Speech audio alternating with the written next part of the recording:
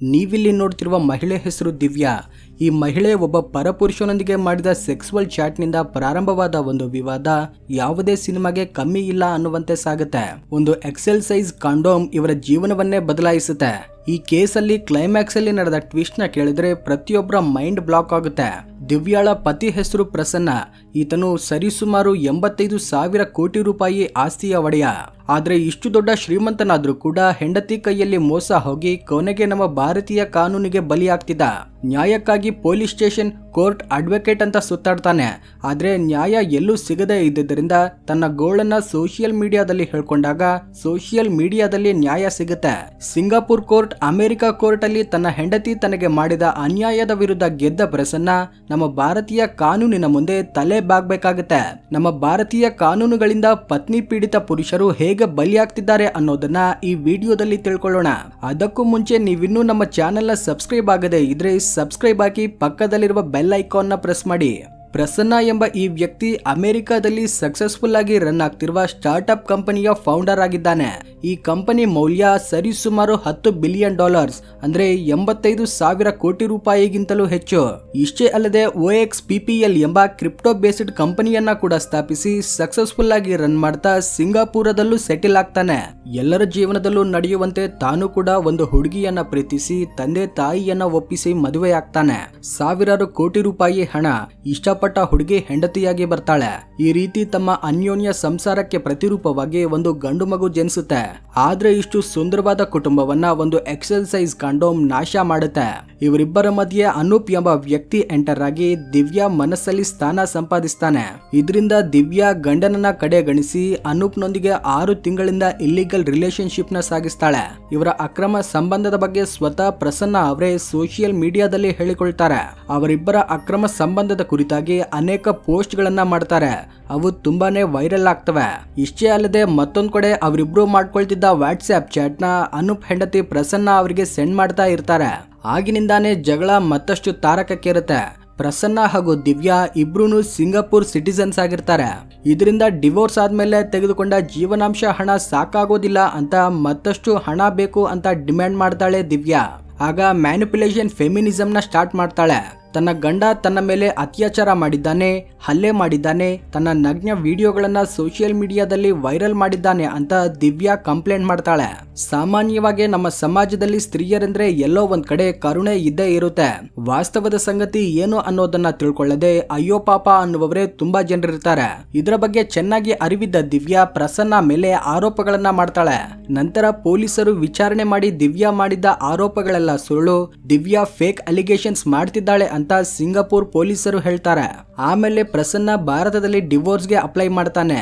ದಿವ್ಯಾ ಮಾತ್ರ ಅಮೆರಿಕದಲ್ಲಿ ಅಪ್ಲೈ ಮಾಡ್ತಾಳೆ. ಆದ್ರೆ ಅಮೆರಿಕದಲ್ಲೇ ಅಪ್ಲೈ ಮಾಡೋದಕ್ಕೆ ಒಂದು ಕಾರಣ ಇದೆ. ಅದೇನೆಂದ್ರೆ ಭಾರತದಲ್ಲಿ ನಮ್ಮ ರೂಪಾಯಿ ಪ್ರಕಾರ ಡಾಲರ್ ಒಂದಿಗೆ ಹೋಲಿಸಿ ನೋಡಿದ್ರೆ ಕಡಿಮೆ ಜೀವನಾಂಶ ಬರೋ ಸಾಧ್ಯತೆ ಇರುತ್ತೆ. ಅದೇ ಅಮೆರಿಕದಲ್ಲಿ ಅಪ್ಲೈ ಮಾಡಿದ್ರೆ ಡಾಲರ್ಸ್ ರೂಪದಲ್ಲಿ ಹೆಚ್ಚು ಹಣ ಬರುತ್ತೆ ಅಂತ ಮಾಸ್ಟರ್ ಪ್ಲಾನ್ ಮಾಡಿರ್ತಾಳೆ. ಹೀಗೆ ಸಿಂಗಾಪುರದಲ್ಲಿ ಪ್ರಸನ್ನ ಹತ್ರ ಇದ್ದ 9 ವರ್ಷದ ಮಗನನ್ನ ಕರೆದುಕೊಂಡು ಅಮೆರಿಕಾಗೆ ಓಡೋಗ್ತಾಳೆ. ಆದ್ರೆ ಇಲ್ಲಿ ದಿವ್ಯಾ ಮಾಡಿದ್ದ ಮತ್ತೊಂದು ಮಾಸ್ಟರ್ ಪ್ಲಾನ್ ಏನೆಂದ್ರೆ ಡಿವೋರ್ಸ್ ಕೇಸಲ್ಲಿ ಮಗು ತನ್ನ ಕಡೆಗೆ ಇದ್ರೆ ಜಡ್ಜ್ಮೆಂಟ್ ಕೂಡ ತನ್ನ ಕಡೆಗೆ ಬರುತ್ತೆ ಅಂತ ಅಂದ್ಕೊಂಡಿರ್ತಾಳೆ. ಆದ್ರೆ ತಾನು ಅಂದ್ಕೊಂಡಿದ್ದೆ ಬೇರೆ, ನಡೆದದ್ದೇ ಬೇರೆ. ಅಮೆರಿಕನ್ ಜಸ್ಟಿಸ್ ಆ ಮಗು ಪ್ರಸನ್ನ ಹತ್ರನೇ ಇರ್ಬೇಕು ಅಂತ ಹೇಳಿ ಪ್ರಸನ್ನಾಗೆ ಮಗುವನ್ನ ಹ್ಯಾಂಡ್ ಓವರ್ ಮಾಡುತ್ತೆ. ಅಲ್ಲೂ ದಿವ್ಯಾಗೆ ನಿರಾಸೆ ಎದುರಾಗುತ್ತೆ. ಸಿಂಗಾಪುರ್ ಆಯ್ತು, ಅಮೆರಿಕ ಆಯ್ತು, ಭಾರತದಲ್ಲಾದ್ರೆ ತನ್ನ ಬೇಳೆ ಬೇಯುತ್ತೆ ಅಂತ ಚೆನ್ನೈಗೆ ಹೋಗಿ ನಾವು ಸೆಟಲ್ ಮಾಡ್ಕೊಳ್ಳೋಣ ಅಂತ ದಿವ್ಯಾ ಪ್ರಸನ್ನಾಗೆ ಇನ್ಫಾರ್ಮ್ ಮಾಡ್ತಾಳೆ. ಆದ್ರೆ ಇಲ್ಲೇ ಪ್ರಸನ್ನ ಸೋತು ಹೋಗ್ತಾನೆ.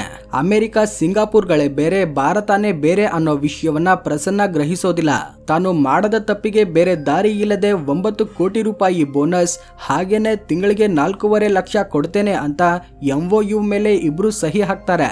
ಇದೆಲ್ಲಾನು ಚೆನ್ನೈಯಲ್ಲಿ ನಡೆಯುತ್ತೆ.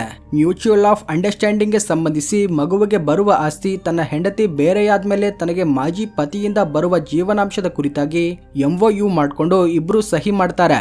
ಆದ್ರೆ ದಿವ್ಯಾಗೆ ಇಷ್ಟೆಲ್ಲ ಹಣ ಸಿಕ್ರೂ ಇನ್ನೂ ತೃಪ್ತಿಯಾಗಿರೋದಿಲ್ಲ. ಹೆಚ್ಚೆಚ್ಚು ಹಣದಾಸೆ ಪಡ್ತಾಳೆ. ತನ್ನ ಗಂಡನನ್ನ ಇನ್ನೂ ಟಾರ್ಚರ್ ಮಾಡಿದ್ರೆ ಮತ್ತಷ್ಟು ಹಣ ಬರುತ್ತೆ ಅಂತ ದುರಾಸೆ ಪಡ್ತಾಳೆ.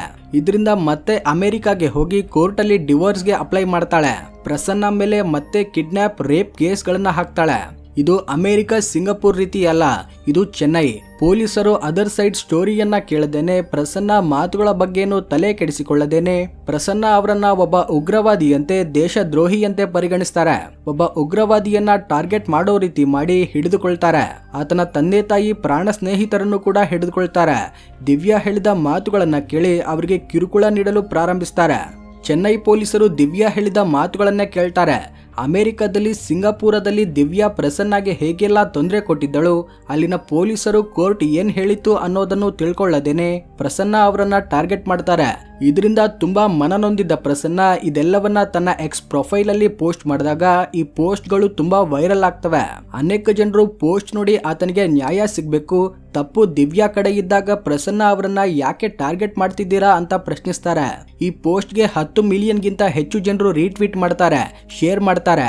ಆಗ ಚೆನ್ನೈ ಪೊಲೀಸರ ಕಣ್ಣುಗಳು ತೆರೆಯುತ್ತವೆ. ಅರೆಸ್ಟ್ ಮಾಡಿದವರನ್ನ ರಿಲೀಸ್ ಮಾಡ್ತೇವೆ, ಇನ್ಮುಂದೆ ಯಾರನ್ನು ಟಾರ್ಗೆಟ್ ಮಾಡೋದಿಲ್ಲ ಅಂತ ಹೇಳ್ತಾರೆ. ಹೀಗೆ ಸೋಷಿಯಲ್ ಮೀಡಿಯಾ ಮುಖಾಂತರ ಪ್ರಸನ್ನ ಅವರಿಗೆ ಸಪೋರ್ಟ್ ಸಿಗುತ್ತೆ. ಈ ಕೇಸಿಂದ ಭಾರತದಲ್ಲಿ ನ್ಯಾಯ ವ್ಯವಸ್ಥೆ ಹೇಗಿದೆ ಅನ್ನೋದು ಇಲ್ಲೇ ಅರ್ಥವಾಗುತ್ತೆ. ಈ ರೀತಿ ಪತ್ನಿ ಪೀಡಿತರಿಂದ ಬಲಿಯಾಗುತ್ತಿರುವ ಪುರುಷರ ಸಂಖ್ಯೆ ದಿನದಿಂದ ದಿನಕ್ಕೆ ಹೆಚ್ಚಾಗ್ತಿದೆ. ರೀಸೆಂಟ್ ಆಗಿ ಸಾಫ್ಟ್ವೇರ್ ಇಂಜಿನಿಯರ್ ಆಗಿದ್ದ ಅತುಲ್ ಅವರು ಆತ್ಮಹತ್ಯೆ ಮಾಡ್ಕೊಳ್ತಾರೆ. ಅತ್ತೆ ಹೆಂಡತಿ ಮನೆಯವರ ಹಿಂಸೆ ತಾಳಲಾರದೆ ಆತ್ಮಹತ್ಯೆ ಮಾಡ್ಕೊಳ್ತಿದ್ದೇನೆ ಅಂತ ಅತುಲ್ ಬರೆದ 40 ಪುಟಗಳ ಸೂಸೈಡ್ ನೋಟ್, 90 ನಿಮಿಷಗಳ ವಿಡಿಯೋ ನೋಟ್ ಸೋಷಿಯಲ್ ಮೀಡಿಯಾದಲ್ಲಿ ಇಂದಿಗೂ ಕೂಡ ಹಾಗೇನೇ ಇದೆ.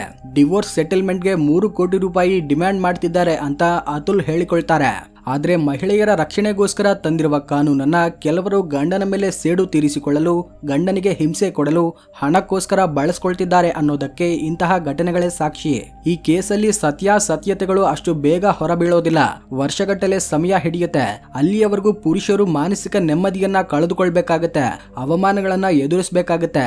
ಒಂದ್ ವೇಳೆ ಗಂಡ ಹೆಂಡತಿ ನಡುವೆ ಮನಸ್ತಾಪ ಉಂಟಾಗಿ ಹೆಂಡತಿ ಹೋಗಿ ಕೇಸ್ ಹಾಕಿದ್ರೆ ನಿಜವಾಗ್ಲೂ ತಪ್ಪು ಯಾರದ್ದು, ಯಾಕೆ ಕೇಸ್ ಹಾಕ್ಬೇಕಾಗಿ ಬಂತು ಅನ್ನೋದನ್ನ ವಿಚಾರಣೆ ಮಾಡೋದಕ್ಕೂ ಮುಂಚೆನೆ, ಆ ಗಂಡನನ್ನ ಅರೆಸ್ಟ್ ಮಾಡಿ ಸತ್ಯ ಗೊತ್ತಾಗೋದಕ್ಕೂ ಮುಂಚೆನೆ ಅಪರಾಧಿ ಎಂದು ಪರಿಗಣಿಸುತ್ತೆ ಈ ಸಮಾಜ. ವಾಸ್ತವವಾಗಿ ಪ್ರಸನ್ನಾಗೆ ಅಮೆರಿಕ, ಸಿಂಗಾಪುರಲ್ಲಿ ನ್ಯಾಯ ಸಿಗುತ್ತೆ, ಆದ್ರೆ ಇಂಡಿಯಾದಲ್ಲಿ ಮಾತ್ರ ಸಿಗೋದಿಲ್ಲ. ಇದರಿಂದ ಆತನು ಇಂಡಿಯಾ ಮೇಲೆ ಇಟ್ಕೊಂಡಿದ್ದ ನಂಬಿಕೆಯನ್ನ ಕಳೆದುಕೊಳ್ತಾನೆ. ಯಾಕಂದ್ರೆ ಅಲ್ಲಿನ ಕಾನೂನಿಗೆ ಇಲ್ಲಿನ ಕಾನೂನಿಗೆ ಅಜಗಜಾಂತರ ವ್ಯತ್ಯಾಸ ಇದೆ ಎಂಬ ವಿಷಯವನ್ನ ಆತನು ತಿಳ್ಕೊಳ್ತಾನೆ. ಇಲ್ಲಿ ದಂಪತಿಗಳ ಮಧ್ಯೆ ಒಂದು ಕೇಸ್ ಇಟ್ಟರೆ ಸಾಕು, ವಿಚಾರಣೆ ವಾಸ್ತವದ ಬಗ್ಗೆ ತಲೆ ಕೆಡಿಸಿಕೊಳ್ಳೋದಿಲ್ಲ. ವಾಸ್ತವದ ಸಂಗತಿಗಳನ್ನ ತಿಳಿದುಕೊಳ್ಳದೇನೆ ಹೆಂಡತಿಯ ಪರವಾಗಿಯೇ ಹೋಗ್ತಾರೆ.